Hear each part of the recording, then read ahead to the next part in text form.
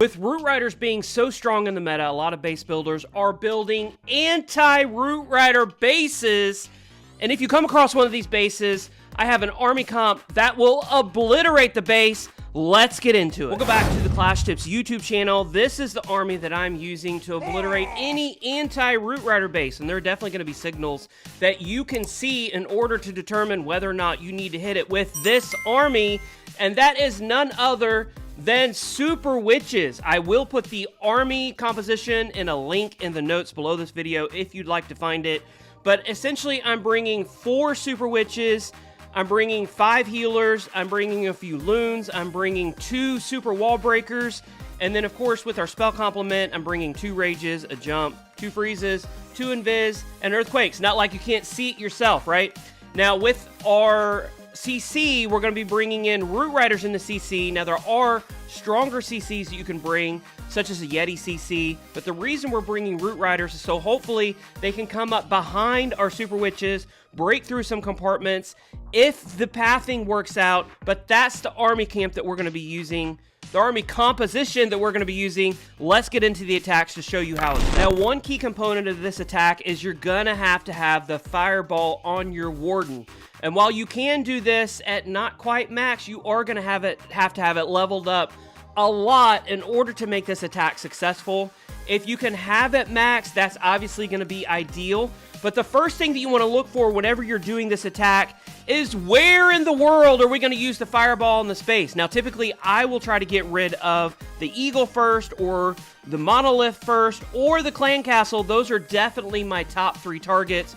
But with Super Witches, you want to create pathing, and you want to take out a large swath of clustered defenses. And whenever you see a base just like this, they're actually putting a target out for where you need to put your fireball. And a lot of these bases where they're trying to trip you up with Invis Spell Towers, that is going to be the first area that you want to make sure that you fireball. Now, we're going to put our Warden down. Now, with the Warden, you can use the Angry Jelly if you want to get him into a specific area. But look at that! Holy cow, all of those defenses are gone. And now with the Super Witches, you just have to determine which side you want to go around. Now, with this specific attack, I could have gone around to the Monolith side to get that out of the way with. Or what I prefer is to go around the Eagle side to destroy that first. Reason being is because the Monolith has a super tiny little target area. It's bigger than most, but the Eagle has a massive target area. I mean, look at it, goes off the freaking map. Supercell had to enlarge the area that the Eagle was on because I don't remember it actually going off of the map like that. But I like to get rid of the Eagle first, and then you just send your Super Witches around one side or around the other. Now, if you're gonna do this right, you're gonna have to save your rages and save your freezes for the end, while at the same time trying to keep your troop composition alive. And you say, well, duh, Tip, that's of course what you want to do. But the reason is because these Super Witches don't have a ton of health. They're pretty tanky, but their big boys are most tanky. And when those big boys are gone, if the defenses start targeting your Super Witches, then it's bye-bye Super Witches. Let's show you the second attack to give you an idea of how to use this amazing troop composition. All right, so this second attack that we're going to be showing you is a Legend League hit. But you see we have these Invis Towers with lots of clustered defenses. The reason that they do this, again, is to try to be anti-Root Rider. But we're not attacking with Root Riders. We're attacking with Super Witches. And with Super Witches, of course, we have our Fireball on the Warden. I like to go on this side. The Fireball will not completely destroy the Town Hall, but if you time it right, and again, this takes just a little bit of practice, you might have to use a Rage, you might have to use some Invis Spell, but you can get rid of so much that will cause issues with your pathing later on. Now, as you can see, that Town Hall has been left up, but because the Angry Jelly is on our Warden, then it will target it because it is activated, and it is the defense. Now, I almost lost the Warden right here, holy cow, because of that multi-archer tower, which is crazy. And then after that point, once you've created the pathing and once you've destroyed a big cluster of defenses, you have to choose which side around you want to send your Super Witches, making sure, of course, that they don't go around the outside. That's the reason that I have my King down here. Now, on this attack, I did forget, normally I use the Siege Barracks in order to help create that funneling. that pathing. On this one, there was a wide open spot that was open for my Flame Flinger. I rarely use the Flame Flinger, but in situations where it just makes sense, then of course you got to use it if you're going to get a ton of value out of it. The only thing that's left is this area around the Eagle.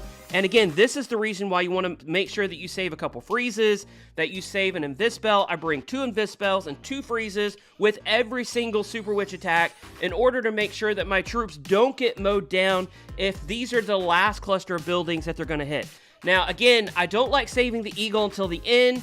This pathing just worked out. You can get rid of the Eagle in the beginning, but then that means I would be ending on the Town Hall, which would put me at risk of a 1-star, so definitely choose your poison. But let's show you attack number 3 that doesn't have Invis Towers to kind of give you an idea of what we need to pick for the Fireball, which is step number 1, and then which path we need to send our Super Witches down, which is step number 2. So this is a CWL hit, and this is a little different, so you don't always have to do your Fireball right away. And another thing that we talked about is getting rid of the Eagle if you possibly can. Now, sometimes with the Warden, I do like the Angry Jelly on my Warden if I'm trying to get in to some defenses quick, but I will also additionally throw down a Rage in order to speed that Warden up just a little bit. Now, as I said, the Fireball does not have to be used right away. Like, you don't have to fire it onto the Eagle. You can use it more strategically. And what better place to use it more strategically? And I know that I said we would do a base that did not have Invis Towers. This one does have Invis Towers, but they're placed a little bit differently. Their purpose is, of course, to trip you up, but we're going to destroy the Eagle and all of those defenses, hold on to our Fireball until we can get rid of this area right here, and holy cow, we were able to destroy all of those. Now, the only thing that can really mess up this attack is these back-end defenses right here, because remember, once your big boys are gone, your Super Witches don't have a ton of health, so you need to make sure that you protect them as much as possible. So save those Rages, save those Freezes at the same time while trying to keep your troops alive in the beginning of the raid, but don't throw them down right here, for example, when you're going against 1 or 2 defenses at a time.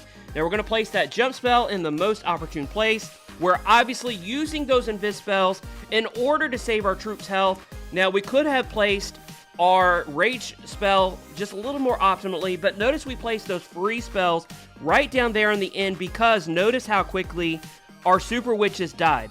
Super Witches do not have a ton of health, so you have to make sure that you protect them. We're bringing in our RC on the back end. I do like the Hog Puppet combined with the Haste Vial on the RC because you just get the most benefit. Now let's show you the next attack, and this time I promise no Invis Spell Tower. Alright, so this is once again a CWL hit. Now looking at this base, we have a couple of different places that we can completely obliterate with our Fireball. Now, as I said in the beginning, one primary target that we want to get out of the way quickly is the Monolith and of course the Eagle. All of them are right here. That could be a prime target spot for the Fireball, and if you were attacking this base, maybe you would want to come in on that side, but instead I decided to come through up here. Now, I'm not using the Angry Jelly on this specific attack because I want to create the funneling, and I figured that I could get to this area right here a lot more quickly, or just as quick as if I had the Angry Jelly on my Warden. Now, the defender's trying to trip me up with some of these Skelly traps. We're going to put down a Wizard in order to get through those quickly. Now, once this mortar goes down, we have complete access to this area, and those Rage Spell Towers can do murder to your Super Witches, and so you want to try to avoid those as quickly as possible by freezing the defenses, or if you have the Fireball, just completely obliterating them with the Fireball. And then it's a question of which side do you want to send your Super Witches around? Are you going to send it around clockwise or counterclockwise? Again, with the goal of trying to get rid of that Eagle as quickly as possible, especially because if you have defenses like the Expo or the Monolith that start to target your Super Witches, and they're going to go down super quick. Now, with this attack, we were able to take the Eagle down as long with that single target Inferno, and finally the Monolith goes down by freezing it and by attacking it with our King. But definitely keep your eye on whether or not that's something that you can get down early in the attack. We're going to bring in our RC on the opposite side of the base. A lot of times what I will use the RC for in these attacks is to flank. So if there are a few defenses that are left up around the base, I will use the RC to help pick those off. That way they don't sit there and ping away at my Super Witches, because again, they're not going to have the health to be able to get through the entire attack. Let's show you one more attack to give you an idea of where I use the super fireball, because it is super. It's massively super. So let's show you this last attack. All right, so this last attack is a little more difficult, but as you can see, we have a nice cluster of buildings right here with the clan castle. We have the Warden's Altar statue, we have the monolith, we have the clan castle, and if you're bringing that earthquake, it will take the clan castle down, which reminds me, with the fireball, you really need to bring a quake with every single attack. That way you can get all of those high HP defenses. We're just going to work through this little initial portion of the defenses, working our way over to the clan castle, so that way we can get destroyed. We're still a little far away with this expo, so we're going to make sure that we destroy those defenses. Now, one of the hardest parts is targeting your fireball, and look, we target it here, goes after, and doesn't quite get the clan castle down. So we messed up just a little bit, and that's because I was a little early on the quake. And then at that point, once we have the funneling set, once we have that big cluster of defenses down, we have to determine, do we want to come around to the right side? Do we want to come around to the left side? With the left side, it would have taken us away from that eagle. If we come in through the right side, we can get that eagle down early. Again, I'm using the siege barracks again to funnel. We're using the king also to funnel. We're using those invis spells to keep our troops alive, but only to the point that's necessary, because we want to make sure that we have enough spell space, we have enough spells to protect our army on the back end. Now with this attack, thankfully, they were obviously thinking they were going to get hit with dragons, which is one of the most powerful troop comps in the meta currently, but they were not being hit with dragons. They were being hit with Super Witches. Absolutely OP attack. Hopefully these attacks will help you decide if you want to use Super Witches. Root Riders sometimes just not working on some bases. This is a little bit easier to do, especially if you have the fireball. That's very important. You have to have that fireball for this attack to work. Make sure you give a like to this video. Share it with anybody who's curious how the fireball Super Witches can completely massively destroy bases. My name is TipDog20, and until the next video, we'll see you then.